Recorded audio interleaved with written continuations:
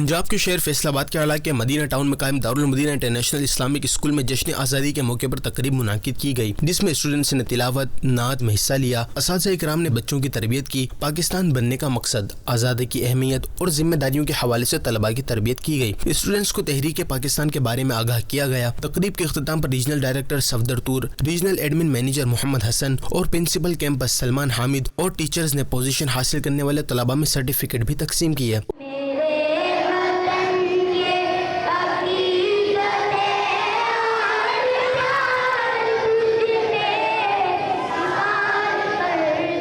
ادھر سندھ کے شہر شہداد پور کے علاقے ہاؤسنگ سوسائٹی میں قائم Darulmadinah international Islamic school ESS campus میں بھی جشن آزادی کے حوالے سے بچوں کے درمیان ایکٹیویٹی کا سلسلہ ہوا۔ بچوں نے اسکول میں جشن آزادی کے حوالے سے پاکستانی پرچم اور چھوٹی جھنڈیاں آویزاں کی اور جشن آزادی کی خوشی کا اظہار کیا۔